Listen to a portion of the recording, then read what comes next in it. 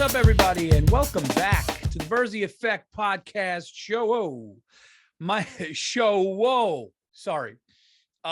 name is Paul Virzi, and you guys are listening to episode 534. How the hell is everybody doing? I hope you are all doing good. I am doing good. As you can see, I am tan. I am rested. I am losing weight. I am feeling great. Holy shit, what a whirlwind it has been. But I'm back flying solo, and next week I will be in the pretty sure in the new Virzi Effect studio in New York City with a guest. So when I'm in LA, I will be in the studio like I just was with Bartnick and Andrew Themeles. Thank you guys for your nice comments about those podcasts. When I am solo chilling, I'll be in my home studio like I am now, just riding solo. And when I have a guest in New York, it will be from the studio in New York. So you're getting a whole new look of the Virzi Effect. I want to thank everybody who subscribed to the Virzi Effect, old listeners, new listeners, everybody. It's really, really greatly appreciated. Truly, please subscribe and like the Virzi Effect, send and rate the Virzi Effect, reviews, all that stuff, because it makes the show go even higher. Get the Virzi Effect, iTunes, Spotify, anywhere you get your podcasts. All right. Guys, what can I say?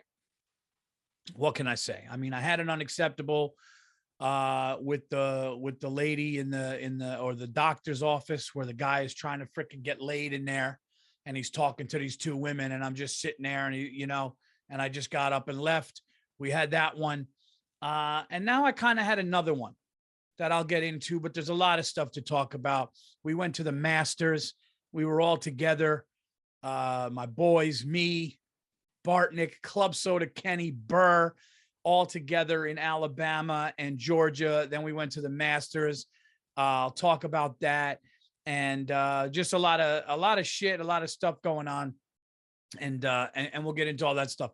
But here's my unacceptable. We're going to start TVE 534 with the most recent unacceptable, I should say. And I got to tell you, it took me a day and a half to realize it. Now, when somebody's passive aggressive to you, right? Somebody is they're doing their thing and they're trying to mask their shittiness or what they're doing. So I came home from the road, and I just wasn't feeling good, and I just wasn't feeling right. I had a sore throat or whatever, but just nothing like really bad, but just run down. But I'm saying, hey, maybe if I have a lingering thing, I'll go get antibiotics or whatever, because I just didn't want to get sick, because it's been a long time since I've been sick, knock on wood. And I'm trying to nip this in the bud if I'm getting sick. It was just so much traveling. I was on an airplane. COVID's, back lightly. So I was like, let me just go make sure. But I was like, I couldn't get a doctor's appointment, but I felt like, I don't know. I didn't know if I had a fever. I was in a lot of the sun, so I didn't know if the sun was doing it. So let me just go to urgent care. It's right down the street. I can go, they can look, tell me if they think I have a virus or whatever. Anyway, long story short, I go to urgent care, which if you guys heard my first special, I'll say this. I said urgent care is the community college of the emergency room. It's an absolute shit show. They don't know what they're doing. But I got to tell you something. I go in there, and the lady was like, all right, well, what are you here for? She just was like, I sat on the fucking little bed, the little thing that the cot with the paper. And I'm sitting on there, and she just starts asking me the regular questions. How old are you? How much do you weigh? How tall are you? All these different things. And then she was doing things like, are you on any medications? And I go, yeah, I take a low dose of, I take a low dose of this medication.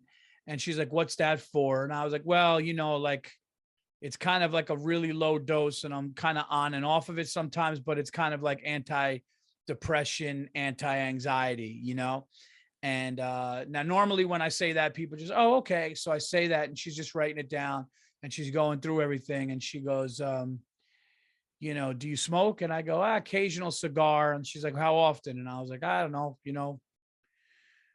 a few a month, whatever. She goes, okay. She goes, how long you been doing that for? And I just was like, I don't know, I don't know, 6, 7, she just kept putting like the highest. Everything she wrote down was the worst of what I said. So if I said, oh, 6 or 7 years, 7 years, but she was a dick. And I couldn't tell what she was doing. And then she's looking at everything and she just goes, okay, so you have depression. And I go, well, like anybody, I'm just on that. And it was just like, she was like shitty. Right. So, but then she would be nice. So what she was doing was she would do this thing where she would be like, oh, sorry about the wait.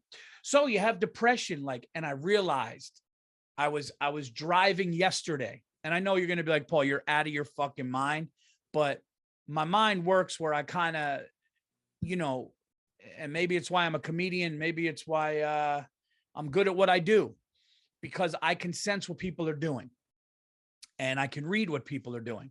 But when people are snaky and shitty, sometimes sometimes people don't see it. And she was so good at being a shitty, like masking her shittiness. She was like a chameleon of like, she was a passive aggressive asshole. And it took me a day, and I'm driving around yesterday and it hit me. I go, oh, she was being a fucking passive aggressive piece of shit to me. And, cause I've never once been like, yeah, so that's just an anxiety. So you have depression, like did that then, but here's what really let me know she was an asshole. They wanted to check my oxygen. So I put my finger in the little thing to check my oxygen, and my oxygen level was mid 90s, 96, 90, and normal oxygen is like 95 to 100. Mine is right there, like 96. And she goes, huh? She looks at it and she goes, can you take some deep breaths?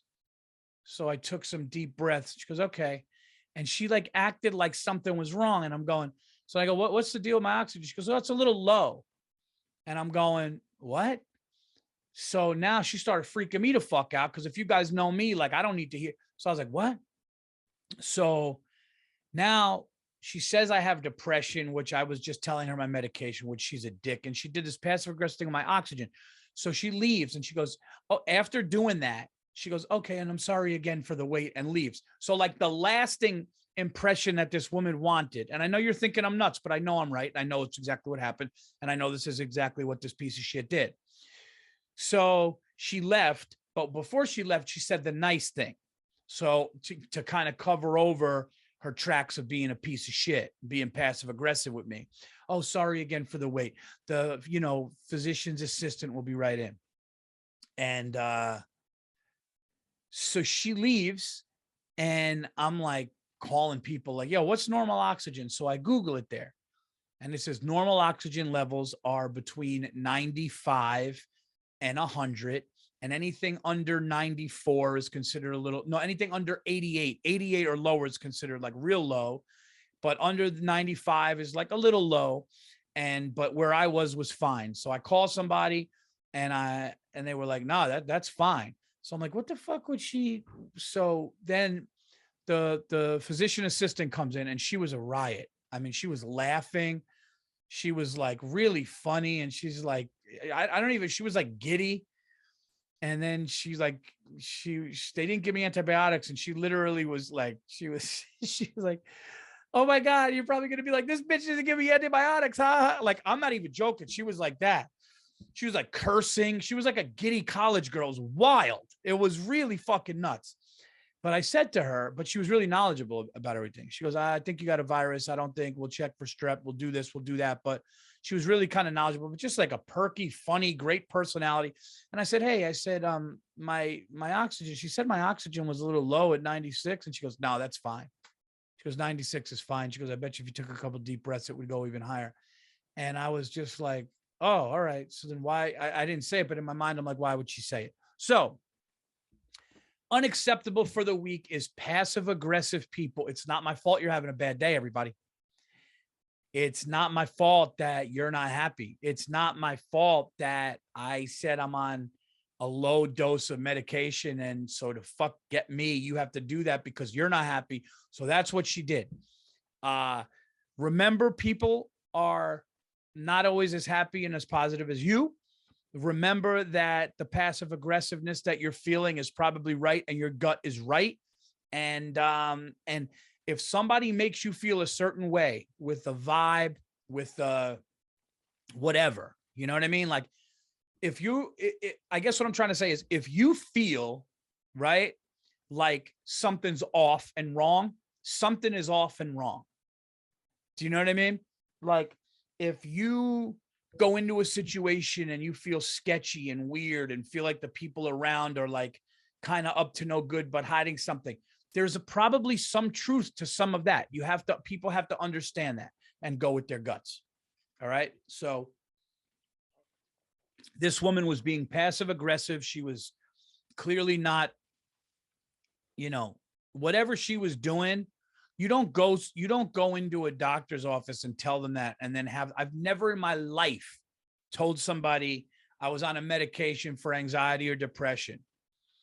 Okay. And, because think about it like this, all the years that I wasn't on any medicine, nobody would go, okay, so you're not depressed, right? Like she just goes, okay, so you have depression. And I kind of go, well, I don't know. And that's when I knew she was a piece of shit. Unacceptable. I know what you were doing, lady.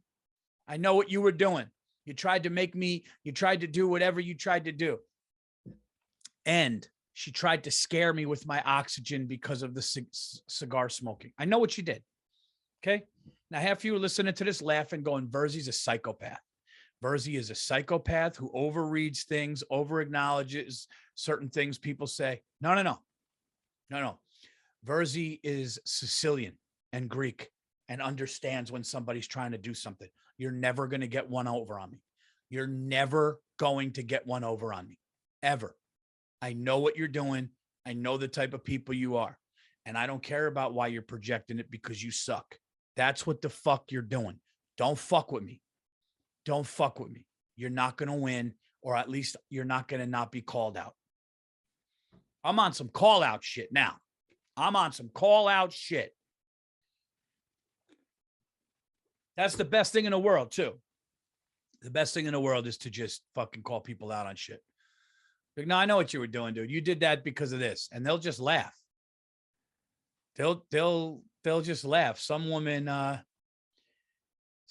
said something and she goes, I'm half kidding or something, or I'm kidding. I go, no.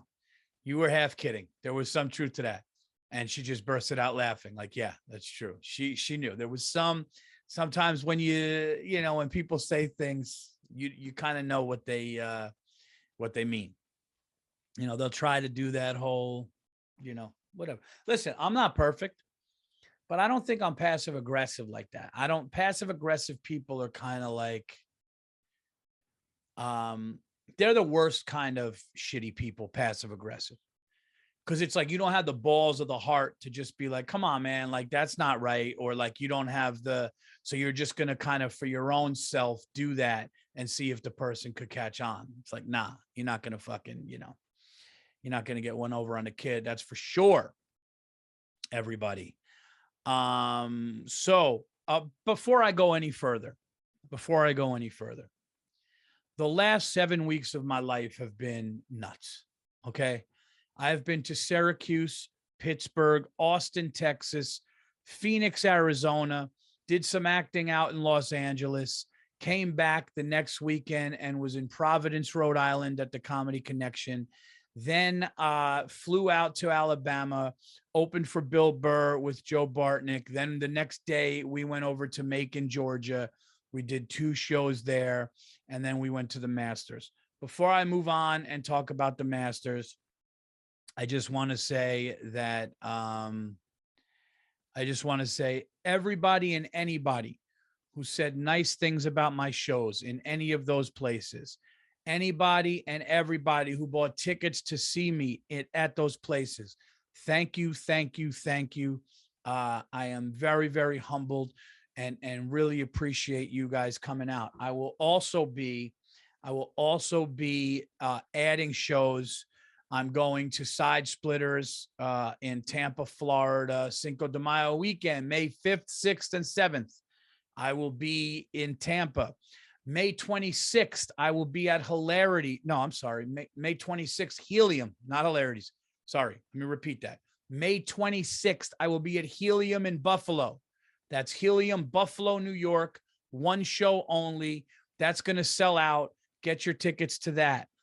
In June, I will be going to the Punchline in Atlanta. Those dates are going to be added this month. And I will be going to the American Comedy Company in San Diego, California at the end of June. So you could get tickets to that, and more shows will be added. Also, guys, I'm going to try to tell you something. Well, not try to tell you something. My special is done. It is locked. We have a home. It's a major platform. And that it's done. It was, I was very, very humbled. Okay. I was very, very humbled, guys, to have opportunities and options. People loved it, and I'm very, very happy about that. And I'm truly humbled, but we have finally locked something down, and everything is done.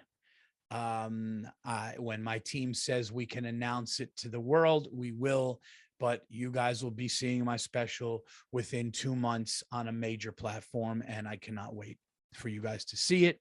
It is called Nocturnal Admissions, and we're very, very happy. I'm very, very proud of it, and it's the best I've been, and it's better than my first special, which I'm still loving and very proud of. So I'll say this, which will be on Paramount Plus soon, but my new one is going to be on a major platform. So can't wait for you guys to see that. And all of you guys who listen to the Virzi Effect, by the way, the Virzi Effect has gained a couple of thousand more listeners in the last 3 weeks. So that's a testament to you. And let's be honest, I'm giving you guys shit. I mean, who the fuck, I don't hold any punches. Why wouldn't you listen to my shit? I'm not like these fucking half-stepping people. I'm just going to be real. How about that? Oh, Paul's talking some shit today.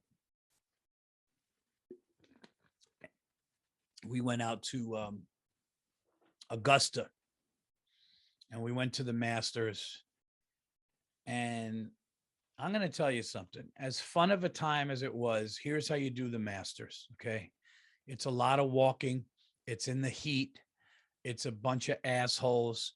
It's people chasing this one golfer. You're getting the sun beat on you. Here's how you do the Masters. You got to pull up on one hole, sit there and just gamble. Me and Burr were starting to go 100 a player. We were just starting to go 100 a player. And just as people were coming down, just gambling, sitting there, walking around all day does suck. But man, we were at 15 again, but then we walked over to 13, and we got seats right along the fairway on 13. Dude, we ended up meeting some really interesting people. One of the most interesting guys, we met this dude who flies F-16, like Top Gun shit. And he was the coolest fucking badass dude, military dude. Shout out to that dude if you're listening to this. Guy was super cool. And yeah, man, like they're like just talking about, I said to him, how cool is this? Like, that's the coolest part about this job. I literally said to a Top Gun pilot, I go, how fast do you go? And he goes, we get about 1,500 miles an hour. All right, 1,500 miles an hour. Okay. He said when he's in a regular plane, it's like they're stalled, like they're sitting still. That's how fucking, dude, we were like, what?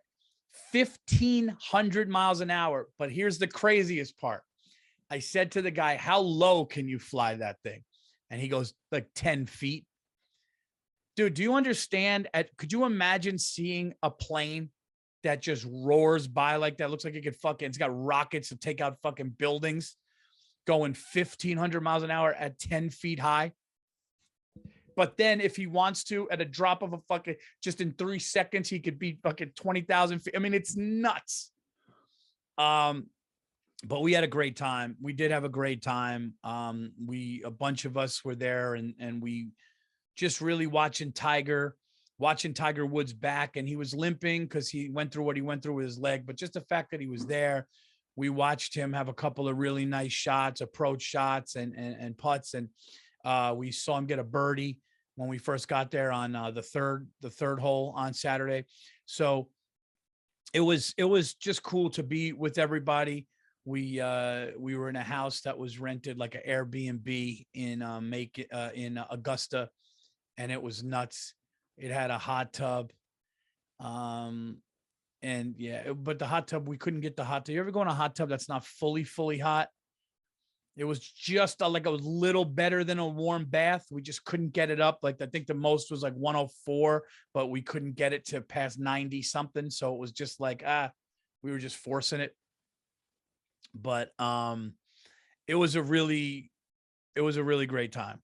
And to be there with everybody to do the shows, and then to go to Augusta and to do the green and the fairways just look like you're standing in a picture. It's really unbelievable. I'll talk about it more on Anything Better with Burr, because, you know, we were all together, but I just wanted to say that one was like, you know, seeing the 13th hole, the one that you always see on television, and you're just sitting right there, and the sand traps look like cocaine. Well, I could have said flour.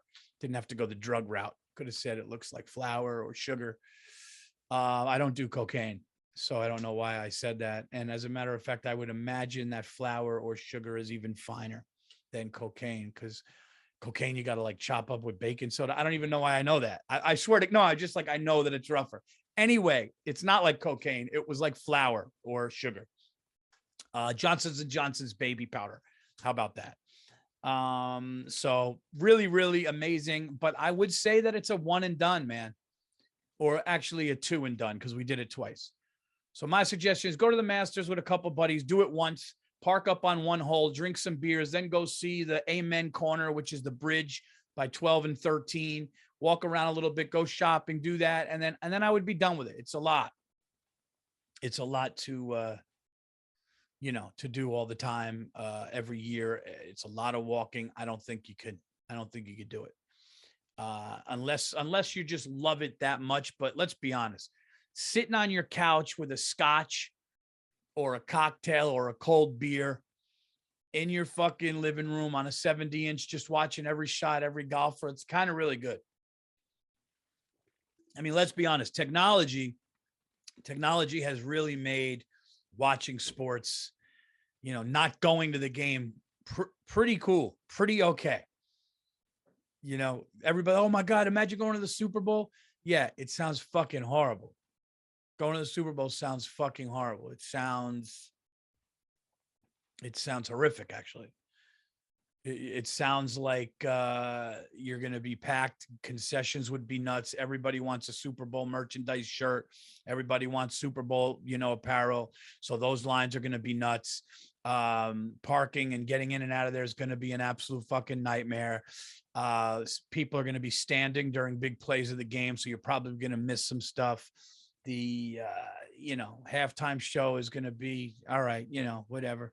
It's amazing sitting home. I got to be honest, sitting home is incredible, man. Incredible. All right, another thing that I wanted to talk about on this show is I've been watching some I talked about Batman last time, and I didn't see any movies after that, but I've been watching I want to get a psychological I want to get a doctor on my show, a criminal doctor. A doctor who like studies the psyche of a fucking killer, because I can't wrap my head around some shit. I'm watching these crime shows. I'm watching these killers speak, and these killers confess, and these killers' letters, and these killers fucking with police, trying to see if the police could catch them. And they just enjoy hanging people. They enjoy strangling somebody and watching them die. They'll hurt children. I really want to find out if there's something. I'm going to really try to get a doctor on the Virzi effect. If there are any, I'm sure the listeners here know somebody, and I'm going to have a studio in New York City, and I'll have them come to the studio. But like, I did hear that like serial killers' brains lack something. Like they're just like, you shouldn't be able to kill somebody and then go eat a sandwich like nothing happened. But what's weird is the people that have like regular families and regular kids. Like, no, it's a community person and it went to church. Like the BTK killer was like a fucking the head of a church. Do you know what that means? You know how many families he talks to? You know how many people come up to him and confide in him? You know how he must have heard things and been like, oh my God, that's so terrible. And then he fucking bound and tortured and fucking killed people. BTK. And it's just like, what I want to know, like what happened? That and that's why we care so much about criminal shit and crimes and murder. The reason why Law and Order has been on for 4 decades, the reason why all these things happen is because we're fascinated. You got to be fascinated with somebody that wants to do something like that, not in a good way, just like what is going on with you? And they just stay quiet and they get excited and shit. They get happy that they did it. They confess, and it's just like, I guess. I mean, I'm a comedian, so what do I know? But I guess it's got to be that they were never taken seriously younger. Nobody ever paid attention to them younger.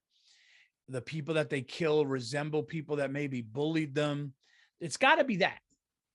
It's got to be that because, but then you could go, what about these guys that were like good looking guys and got girls and played sports and were good, and then they kill. So then it's like, what's their motivation? I want to get a doctor on to see if we any questions could be answered, because I'm fascinated with the fact that somebody's that fucked up. I really am. I'm fascinated with the fact that somebody can kill a, I don't even like talking about it, but to kill a child, to kill a child, I'm watching these things and I'm like fucking just like having a hard time watching it. These people, like, I just don't understand how, and then I watched this thing on catching killers with like cannibalism and shit. And like, they said that it was like fantasy, but like this guy wanted to fucking like chop people up and eat them. And it's like, what? Like, and then you're like, yeah, and he was married and then he got caught or whatever. He didn't get caught doing that, but he got caught like being online talking to young like kids or like young boys and young men about like he wanted them to like sacrifice themselves so he could cut them up, butcher them and eat them. And then he gets caught and they find out he's not the killer that they were looking for, but he was going through that. And he just goes, yeah, I'm just sorry to my family for that. And it's like, oh, sorry to your family that you were on a computer talking to boys about chopping them up and eating them and how to fucking, gut them and do all that stuff. And you got a wife and a daughter. Yeah. Sorry, honey. I mean, don't know where that went, but it's just, the whole thing is really fucking fascinating to me. It's wild, actually. Now I don't want to be, this is something that I'm not trying to be spiteful here, but when I spoke on the Virzi effect not long ago, I spoke to you guys about what was going on in New York City. And I said, guys, if you come to New York City, okay, don't go on the subways. Okay, be careful. If you come to New York City with a loved one, take cabs or Ubers places, be in groups of people, be careful, be on your fucking, keep your head on a swivel. I said all this. And I said, don't do that. And some of you assholes, and I'm not trying to be a dick, but I'm going to be, because you fucking need to hear this. And I'm not trying to say I told you so for the people that died, because I feel horrible that those people died. And I feel horrible about the shooting on the subway. But some of you guys are like, Paul, really? It's New York City. It's always been like that. No, it hasn't, asshole.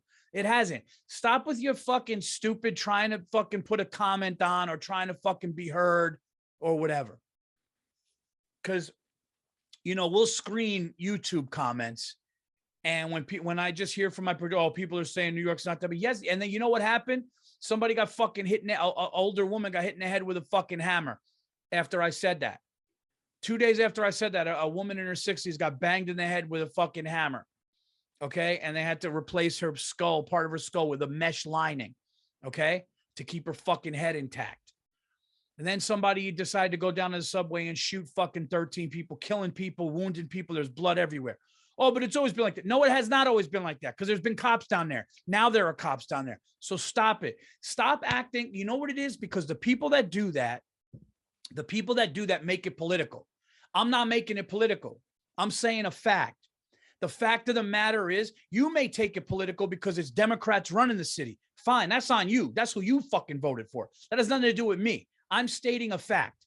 Okay. And the fact of the matter is, okay, I don't care if it's a Democrat running the city or a Republican.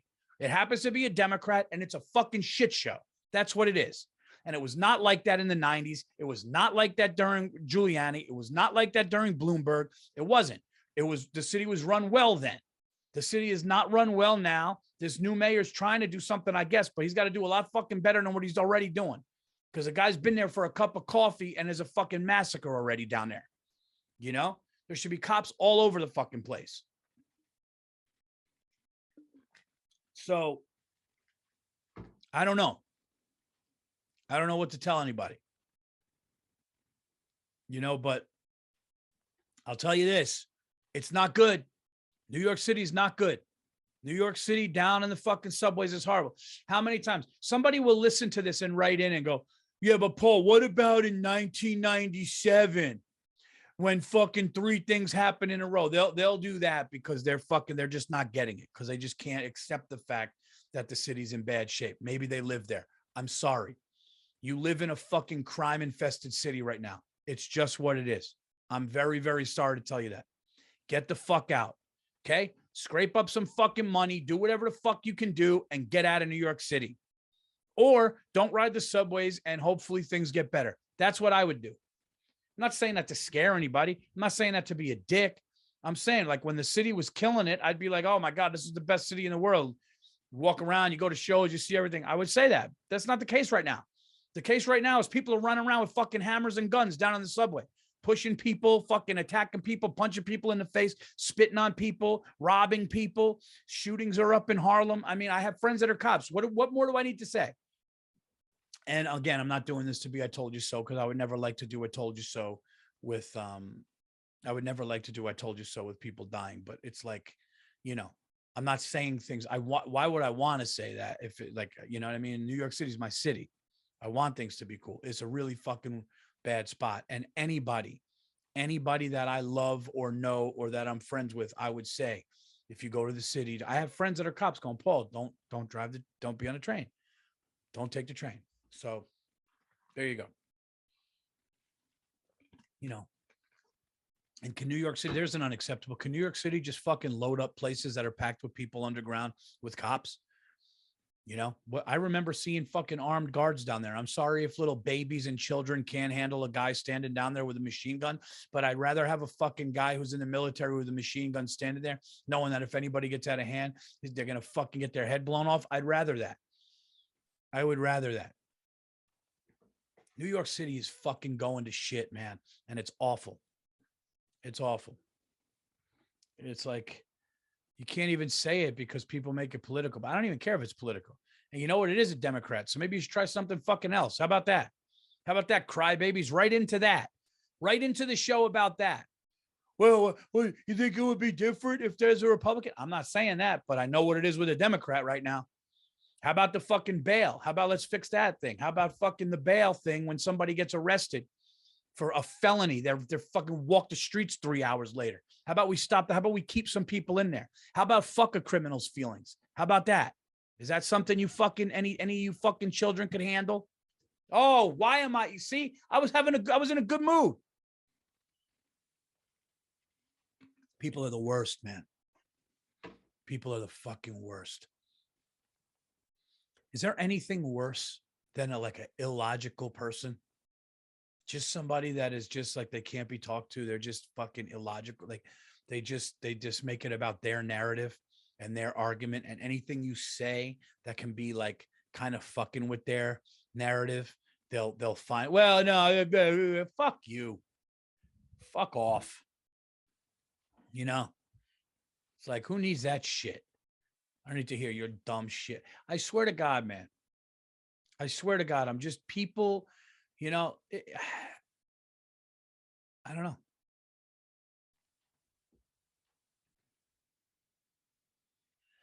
But you know what doesn't suck? What doesn't suck is people like Elon Musk who want to take over Twitter because he thinks it's an attack on freedom of speech. I love that, man. I love that. You should not, unless anybody is, this is what I think when it comes to freedom of speech or whatever. As long as you're not spewing fucking straight up fucking like trying to rally people for violence or hate or like, just saying some like crazy, outlandish, like really like fucking vile things, like anything. There's got to be some fucking, you know, but like the fact that like if somebody's opinion is against what your opinion is or something like that, that you could just shut it down, it shouldn't be the case at all. I don't care what it is. If a politician goes on there and says something and it's like, we should do this, and Twitter doesn't think it's okay, so it's like, that's not okay. And the fact that Elon Musk is trying to stop it for that and to, trying to make it be more fair is amazing. And they're fucking panicking, which is great. The Twitter's panicking. Elon, hey, dude, think about this though. Elon Musk has so much money that he could be like, what's it going to take? 64 billion. Fucking, yeah, go into my underwear drawer. 64 billion. Fuck out of here. I'm going to start sending people to Mars. 64 billion. I'm going to colonize Mars. We're going to have a fucking Arby's on Mars. You think I give a fuck about 64 billion? There's going to be a line at Chick-fil-A with people fucking in Jetsons helmets to get a fucking chicken sandwich. Think I care about 64 million? Elon Musk is a G. And he's got to be a little awkward. Of course, people are like, oh, he's a little awkward. He's a little off. Yeah, I know. He's been thinking about, I wouldn't imagine he's not. People are like, Elon Musk has Asperger's or some sense of autism. He's socially awkward. Yeah, I would imagine somebody that figured out a way to go to fucking Mars isn't exactly a guy that, can fucking hang out in the bleachers at Yankee Stadium. Call me crazy, but I don't see Elon Musk coming back with like 5 beers, slapping 5 with at a ball game. Of course he's a little fucking awkward. The guy's going to have a train that floats. I mean, of course Elon Musk is not. Nobody normal can figure out a way to go to Mars. All right. Yeah. I can't say to my friend, Tony, hey, Tony, what would you do? Yeah, we'll put him in a fucking rocket. And said, like, what? Nobody knows how. Like Elon Musk would be like, well, you got to worry about the atmosphere, and what we got to do is the temperatures, and you got to do this, and you got to have an enclosed, like ecos, like he would say things that you would be like, all right, like, I don't know how the fuck we're going to do it, but and somehow that makes sense. Your friends, people we know, they don't know for the most part, it's beyond me. It's beyond me that I could fly to Florida tonight. That I'm not even joking. Like, that's where the fact that I could get on a plane that goes 37,000 feet in the air at 500 miles an hour plus and can make me land in fucking Orlando in 2.5 hours. I can't wrap my head around that. This guy's going to try to get people to live on Mars, or at least like try to get that going. Oh my God. That's like a level of that's like a level of remember in Good Will Hunting? He was just like great at those math equations and he knew all that. Like, that guy's like brain dead compared to Elon Musk. You know what I mean? Like, the guy is just like fucking, oh my God. It just makes you realize how dumb you and your friends are. Like, my daughter is 9 years old, and if she showed me like a fraction, like a math problem with fractions, I would stare at her and I'd be like, Daddy's got to go right. Like, Daddy's going to write some jokes. I don't know how to I don't know what to do here. And Elon Musk is going to have a floating train that goes from here to Japan or some shit. And you fucking wake up in a half hour and you're in Tokyo or some shit. I don't know. But I just love the fact that when a guy like that gets going about buying a company, everybody's freaking out. And I hate to have this podcast be like everybody sucks, because everybody doesn't suck. I'll tell you who doesn't suck. Those amazing people down south. I was in Alabama. We were eating at a barbecue. Shout out to Saw's Barbecue in Birmingham. And there were people, hey, Paul, man, look so funny. Looking forward to your so nice. Hey, man, good luck with everything. Or all these nice people. And, you come across people that are, and I'm not saying just nice because they gave me a compliment, but just you meet some really, for every asshole that there is out there, I would say that there's better people, but the assholes do more damage and make more noise because they're unsatisfied and unhappy, if that makes sense. Truly happy, satisfied people don't need to make that much noise because they're okay, right? They're okay. People that aren't okay, because they're all fucked up. So they need that. And it's kind of sad. It's kind of sad and shitty. What else did I want to talk about? Where am I going? I'll tell you where I'm going. Sorry, I had to pause it for a second there. Yeah, I'm going. I got to go down and pick somebody up at the airport tonight. But I had one of those days where you ever have where you realize what you can do in a day when you don't sleep late. Because I mean, I've been going, guys. I've been on 17 airplanes. I've been on 17 airplanes in the last 7 weeks. All those cities that I mentioned before. And I'm a comic, so I'm up at night, and you just want to sleep. You want to relax when you can. But last night I went to bed pretty early, and woke up today, and I did so much. And I did so much. I did shit around the house. I ran some errands. I did some stuff with the dog. We went for this walk. I took care of things that I needed to take care of. I had to take care of some stuff with the car, all these different things. And I'm like, oh my God, it must be like 3, 4 o'clock. And it was like 1. And I was like, oh no, this is what normal people do. Like, what can be accomplished before 10, 11 a.m. in a day is what some people, especially creative people and people in entertainment, especially comedians, in a whole day, because we're just like, get up, eat, it's lunchtime already. And then it's like, do a couple things, and then it starts to become dinner already. And then you get ready for your show, and you do your show. And like, that's kind of an accomplishment of the day and whatever writing you did, and then do it again. But when you're home and you don't have to work, do a show that night, and you get up early and you do things, you can, like, something tells me Elon Musk isn't waking up at 12. Like, there's no, like, my guess is Elon Musk is up 6:30 a.m. the latest, and goes down at midnight. This is just a guess. I could be completely wrong, but I would say 6:30 in the morning. And I'm sure he's talked about this in an interview, so I want to look that up.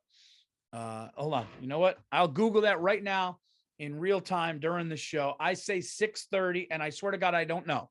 I say Elon Musk wake up at 6:30, goes to bed at midnight. Let's see. And we'll find out right here. Ready? Elon Musk bedtime. Here we go. He says he likes getting around 6 to 6.5 hours of sleep per night. Sleeping is not an option. Sleeping in is not an option for him. Saying it affects his performance more than if he sleeps less. The daily routine. What time? What time does this kid go to bed? He gets about 6 hours. What time does he go to bed? Daily routine. Let's see. Hold on. Sorry. Musk wakes up each morning around 7 a.m.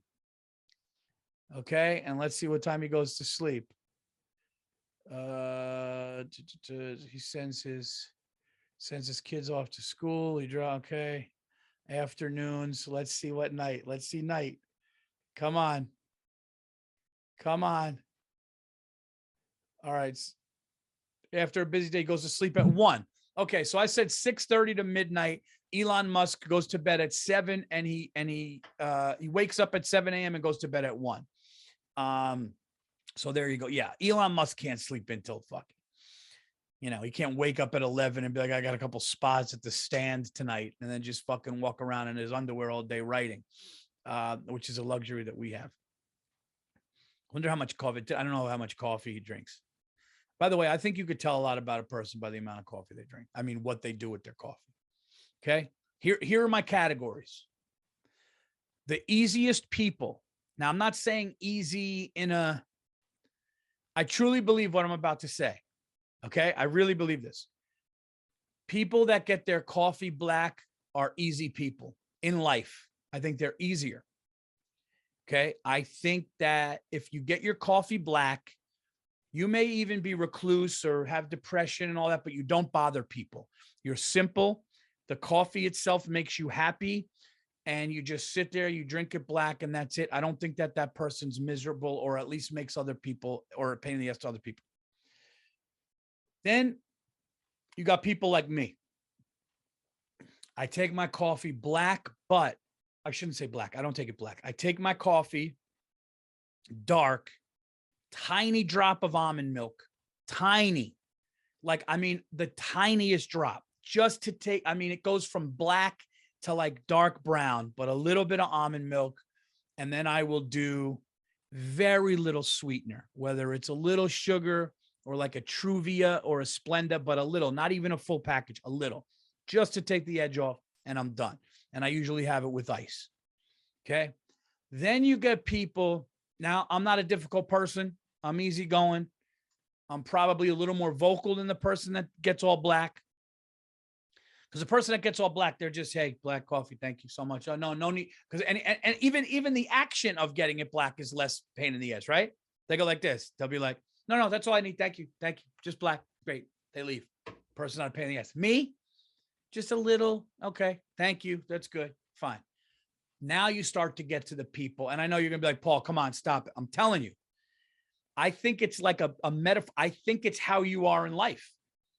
I think the easier your coffee order is how you are in life. There you go. Then you got the people. Yeah. Can I get there's 2 levels more. So there's black, then there's very, very little, like me. And then you got 2 more levels.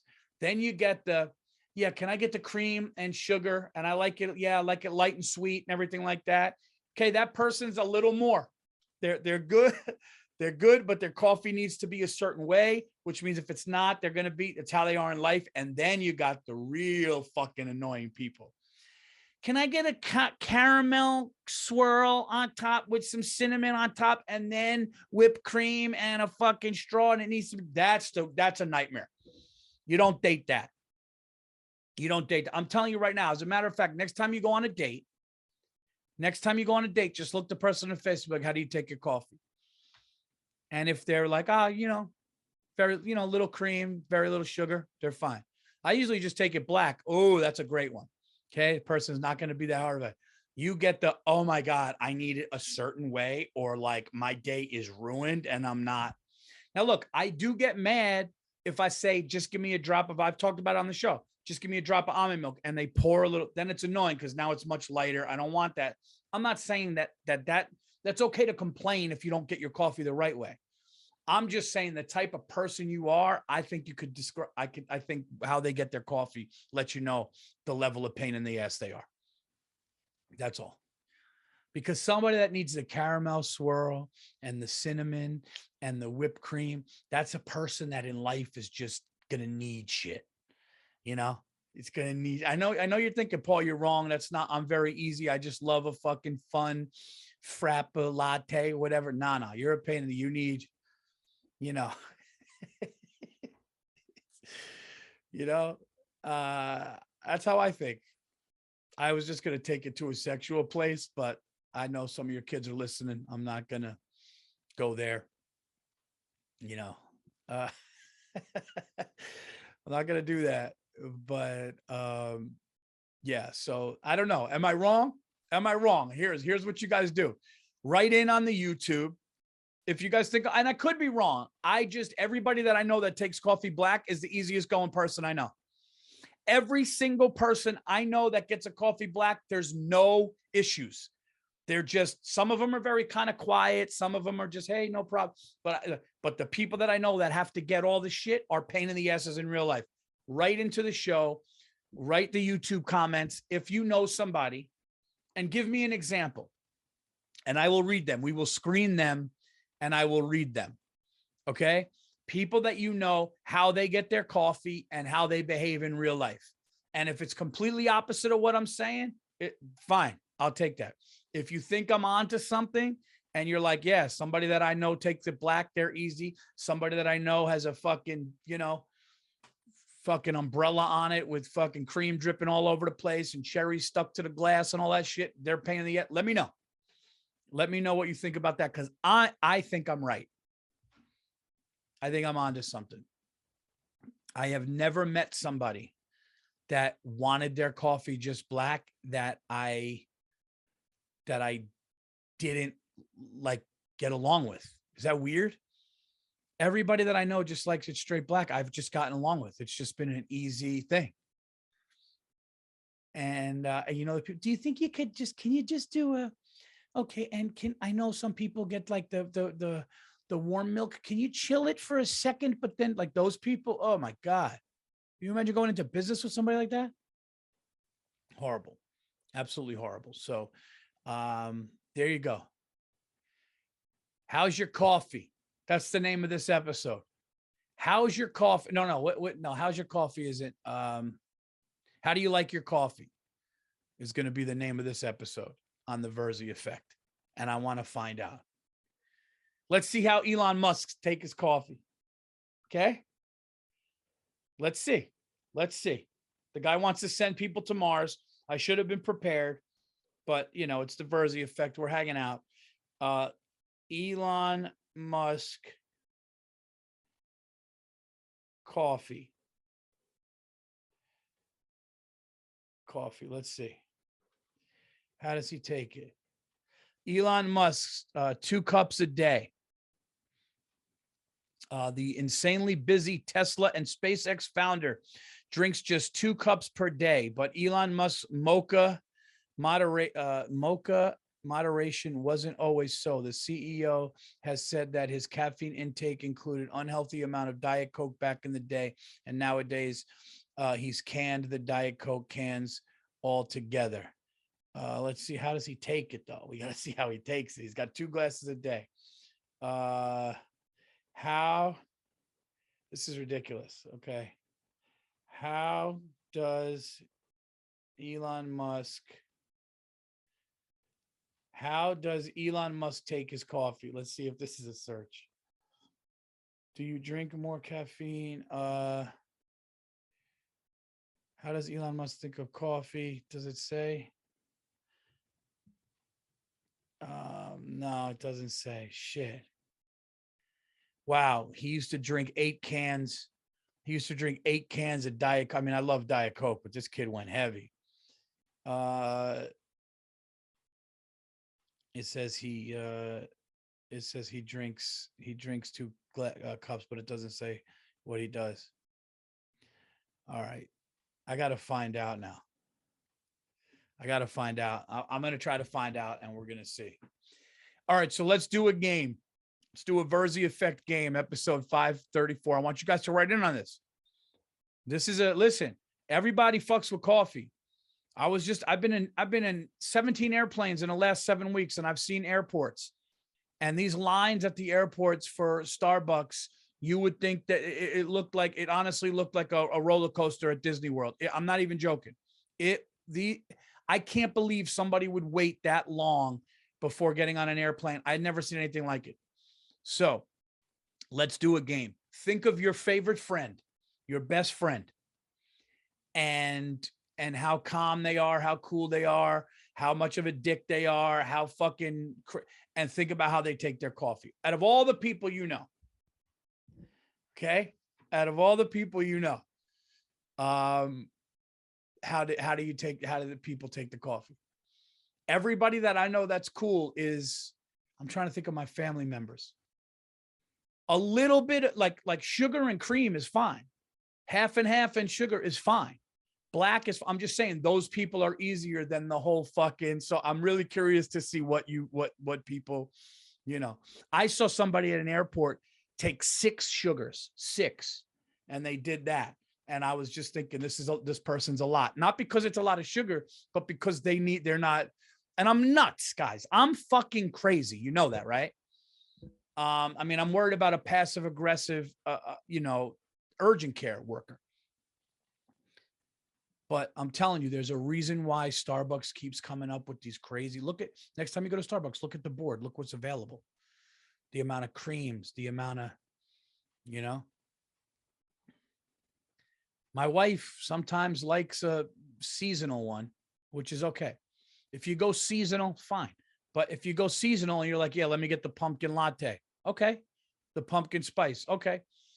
But let me know if that person's a little more, than the other one. So there you go. And I want you guys to write in because we're going to talk about this next time. And let me know if you know somebody that drinks it black that's an asshole, because I haven't met that person yet.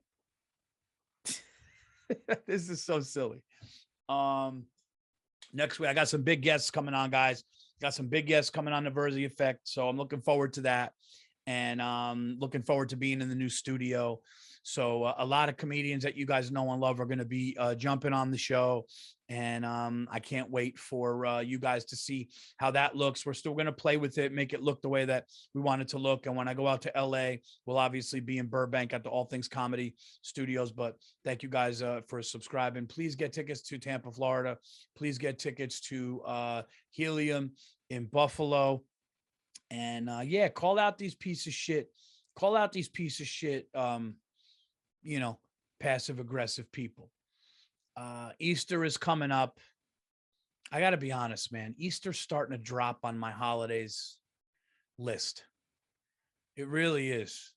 I got to be honest. Easter's starting to drop. Halloween's starting to come up. So I think I have it. Here's my holiday rating. Here's another one you guys can write in. Here's my holiday rating. And I put Christmas Eve. I put Christmas Eve and Christmas Day in 2 separate categories. So you go Christmas Eve 1 for me. Christmas Eve is the GOAT. It's Jordan. It's not even close. Christmas Eve. And this doesn't, I don't mean to be disrespectful to my Jewish friends, but Hanukkah is not a part of what I celebrate. So it's not obviously not on the list. So I'm not trying to be disrespectful. Christmas Eve. Okay. Christmas Day. It's close though.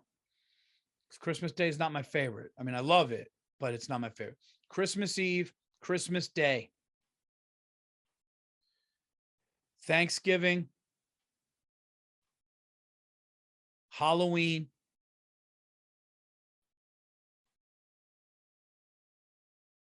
Easter.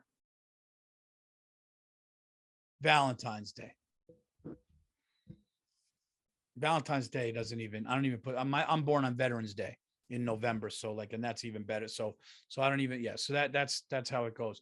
I'm not trying to be, I'm not trying to be disrespectful on Easter, that's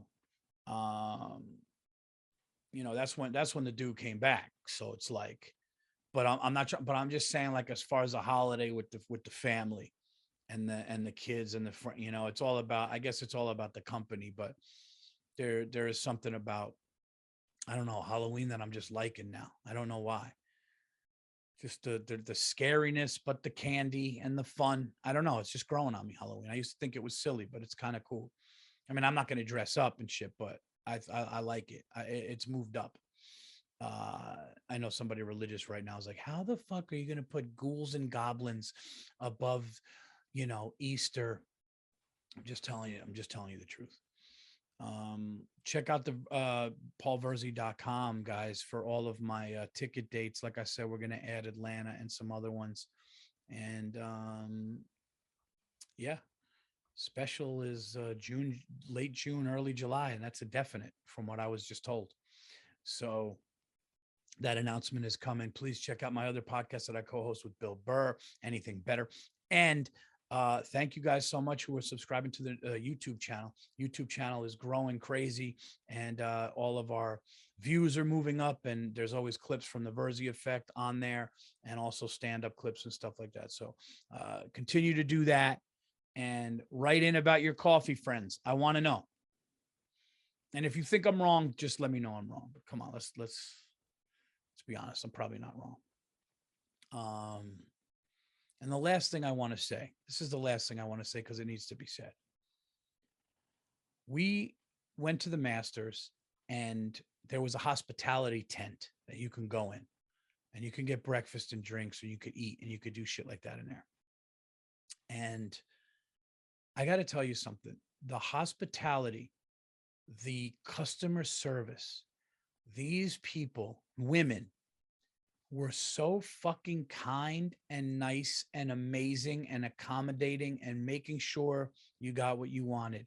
Do you need anything? Can I get you a drink? Are you sure? Remembering your first name, all of that shit, those little things that you don't think that matter.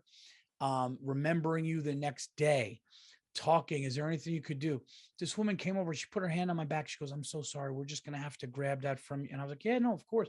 Like the nicest people. And I just started taking out cash, because that's what I do. You treat me like that, I just start taking out fucking cash. That's it. Okay. This is how it works. It's very simple. You're a great server. You're good to me. You're good to my people. Everything is amazing. The service is amazing. And you're nice. You're getting cash. That's it. If you're the opposite, it's going to be less cash. I mean, these people were, the only thing they didn't do was fucking give you a hug and a massage and fucking and sing you a bedtime story. I don't even understand what I was seeing. I couldn't even fucking believe it. I could not believe the hospital. Oh my God, yes, aren't you? Of course, no, sit down. Okay. Hey, Paul, was it everything? I'm like, what? Here, just take a 20. I'll just throw 20s at everybody. Give everybody. I couldn't believe it. So why do the other thing? I don't get it. So I just want to thank everybody there who was at that hospitality tent for us before we walked into the Masters and after when we came out for the treatment, because it was absolutely incredible. And it was Southern hospitality at its finest. It was amazing. And there you go. So that's it, everybody. This has been the Virzi Effect, a little solo run here. Hope you enjoyed it. I'll be back with a guest next week in studio. Tell your friends, subscribe to the show, come and see me at a show. Big news coming up. I will talk to you guys soon.